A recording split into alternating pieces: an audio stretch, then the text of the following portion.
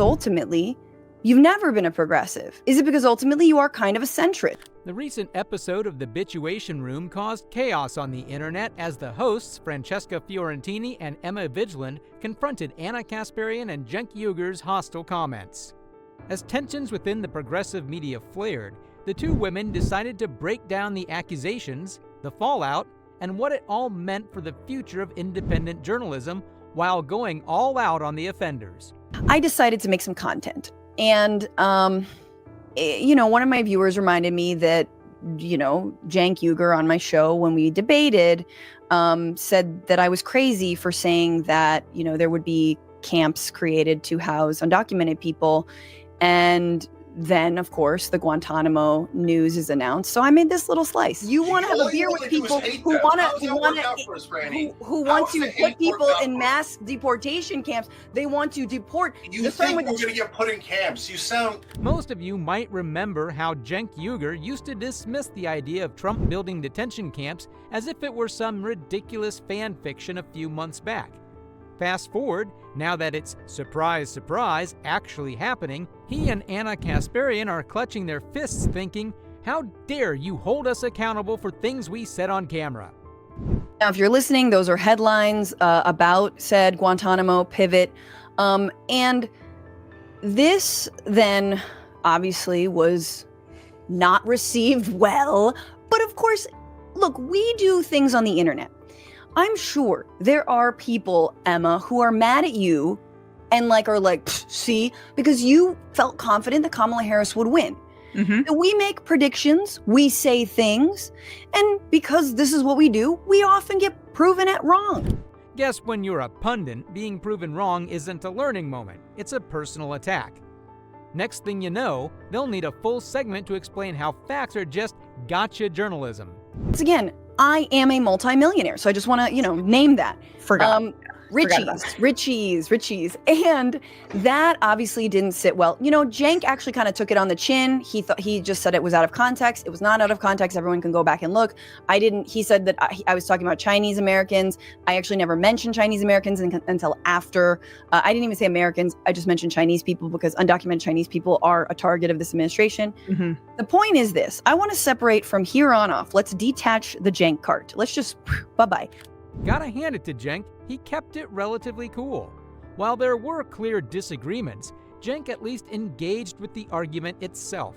In contrast, Anna's reaction felt more emotional than analytical, making Cenk's approach come off as refreshingly grounded. Let's talk about Anna. Anna Kasparian, again, a co-host at TYT, got very mad and said that I am attacking Cenk and sort of, stood up for the we over there last week. Francesca Fiorentini is currently attacking you about this as if Donald Trump is unique. He's novel compared to past presidents, certainly a special kind of evil that we've never seen before. In her mind, these are the gulags that she was warning about. But also never said gulags, a special kind of evil, never said that. Anna's reaction was a lot. Claiming that Francesca's idea of deportation camps somehow hinted at gulags, which is an over-exaggeration of the debate that happened between Cenk and Francesca. Political strifes aside, we cannot just blurt out this word that lightly, because it's a system that goes against American values, regardless of who's at the helm. In fact, this has been a long-standing practice. You can be against that practice, but Donald Trump isn't doing anything new here. Yeah, so I'm going to address it. I think that the clip that Francesca's using is misleading and totally out of context, but that's okay. But I know that... No, it's not okay. No, it's not okay. That dishonesty is not okay. Get me. But get me. Go ahead. I hear you. I hear you. I don't mean to But she's getting the likes that she wants, right? Otherwise, who would pay attention to anything she's doing? Let's go. Let's go, girl. Let's go, Regina. Anyway, continue, Cenk. Yeah. It's hilarious how Anna said that no one would pay attention to what Francesca's saying, then provided her the exposure on her channel, throwing a tantrum like that. The irony wasn't lost on them. It's almost like the pot calling the kettle black. Nobody would ever pay attention to anything I'm doing. This is true. I will, however, say I did hit 100,000 on YouTube before I even invited Cenk on. I've had a very robust career before and after my time at TYT, which I actually enjoyed from time to time. I did. I was at AJ Plus. I worked at MSNBC, had a special there. I worked for National Geographic Channel. I did like things for Coachella live stream. Don't kill me. It was a whole thing. It was fun. And now I'm working also with Zateo. So, you know, this is fun though, Emma. And so now I wasn't going to say nothing. It's kind of wild that Anna seriously suggested Francesca was just stirring the pot for clout. Like, we're talking about someone who already had a massive following and a stable career before any of this. If Francesca were chasing popularity by saying this, she probably wouldn't start by triggering half the internet. At some point, you must wonder if it's a projection or a dramatic misread. Can we pause there for just a sec, really briefly, Sure. so I can just address what she said? So so first of all, I appreciate your being very fair.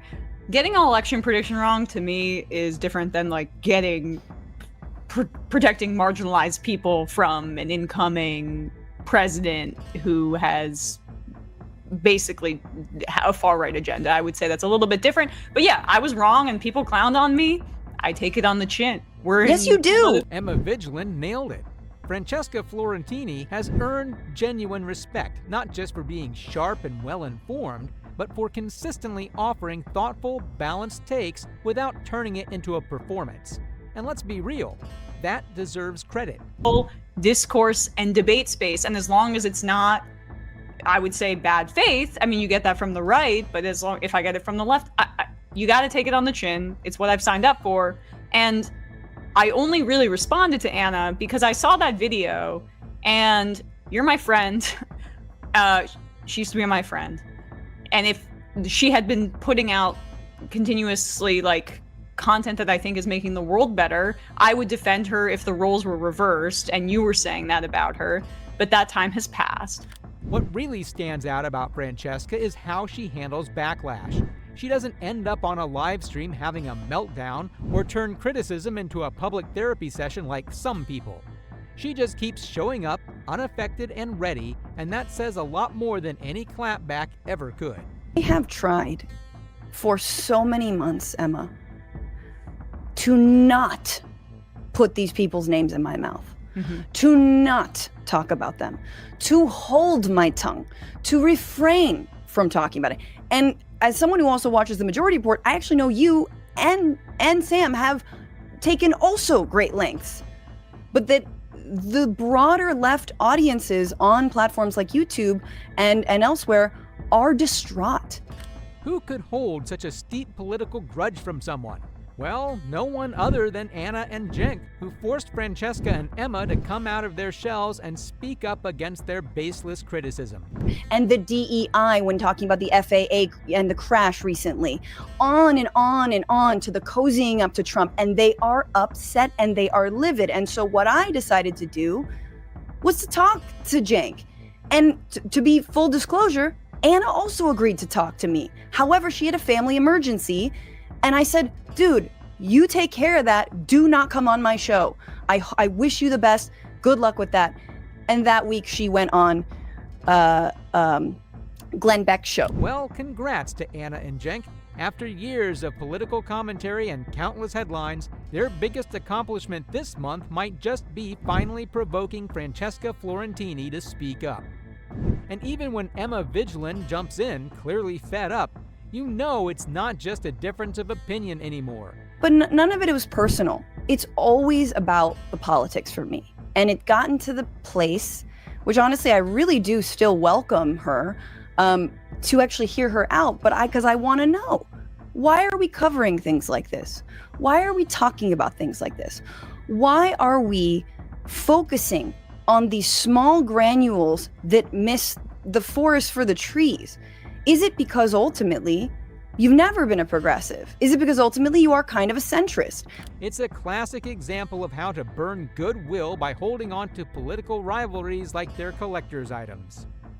Francesca and Emma chose to meet Anna Kasparian and Cenk Uygur's hostility with transparency and neutrality, opening up a broader perspective about principles, respect, and the direction of independent journalism. If nothing else, their clapback underscored the importance of disagreement without destruction, a lesson the offenders movement could benefit from, now more than ever.